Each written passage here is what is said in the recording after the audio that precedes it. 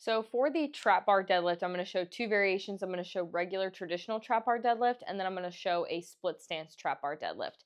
For traditional trap bar deadlift, you want to make sure that your feet are about hip width. I actually always cue hip bone width. That's the first thing I see is people's feet are really, really wide, and you want to have your feet more narrow than you think. And so once my feet are about hip bone width apart, I also want to make sure that my toes are straight. They're not cattywampus out or in. Toes are straight. Whenever people are trap bar deadlifting, the two biggest things that I see are not setting up properly, so they pull with their back and hips. They push with their hips and lead with their hips. And also, they don't take the slack out of the bar. So they might be in a great position, right? They set everything up and it looks great. And then because their arms are just dangling whenever they go to actually push into the movement, now all of that beautiful time I took to set up is ruined. So feet are a little bit less than hip width, about hip bone width apart. My hands are going to be at the side of this trap bar.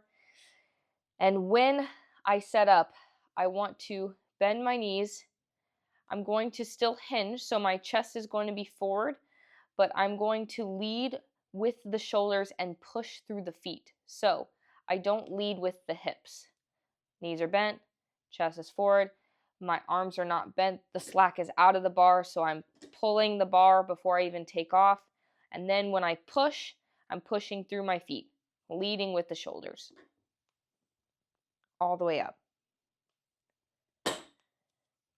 Whenever you're ready to reset, same thing. Leading with the shoulders, pushing through the feet, all the way up. Sometimes it helps to have a mirror that you can look at the side so that you can visualize exactly where your back and your chest is, because some people think that, oh, I'm in a great position, my back's straight, I'm leading with my shoulders, but the movement doesn't feel right. And then I have them, my clients, look in the mirror and they see, oh, I'm not in the right position.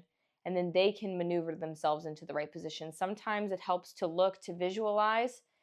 There's a lot of learning in seeing, and so being able to see where you are in space in a mirror can be really beneficial. So if you do have access to a mirror that you can put up next to you, and you get into position and you're like, maybe this is right, but I just don't know, you can always look to the side of you, and then you can see, oh, I need to actually take the slack out of the bar a little bit more. Oh, my back's a little bit arched. Maybe if I just drop my hip a little bit and I'm bracing with my core, oh yeah, now I'm in a much better position.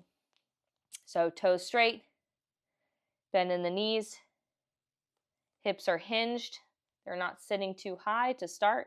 Knees are bent, slack is out of the bar, and I lead with the shoulders and push with the feet. Coming back down. For the split stance trap bar deadlift, setup with feet is also really important. So I start with my feet together. I will actually, I wonder if you guys can see this. My feet will be together. I will turn my toes out to the side and then turn my heel out to the side. And this gives me a pretty decent indication as to where I want my split stance to be set up.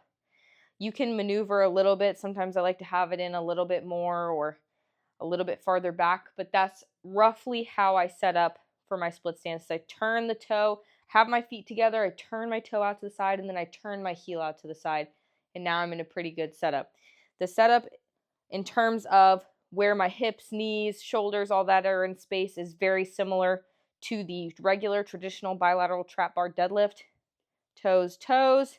I'm in a good position. Most of my weight is on the front foot because this is where I have whole foot pressures in my front foot. My heel is elevated on my back foot and I'm putting more weight into the ball of my foot, and my knees are bent. So with my knees being bent, most of my weight in my front foot, I have a little bit of offset weight in my back ball of my foot. I can set up, bend the knees, hips are hinged. My chest is not totally collapsed, but it's also not flared. I'm still in a hinge position here. And the slack needs to be taken out of the bar. So arms are not dangling, arms are tight, braced, already ready to pull before I pull. And then I pull up, push up, and I come back down. When you push up, you want to make sure that you're pushing up through your feet and leading with the shoulders, not with the hips. Pushing through the feet, leading with the shoulders, not with the hips, coming back down. I'm going to move so I don't hit those pads. Same with the other side. Feet are close together. I drive my toe out. I drive my heel out. I'm in a pretty good split stance setup here. Knees are bent. Back is straight. Hips are hinged. I have whole foot pressure in my front foot. I have some pressure in my back ball of my foot. The slack is out of the bar and I'm ready to push with my feet, lead with my shoulders, not with my hips. Reset. And that is split stance trap bar deadlift.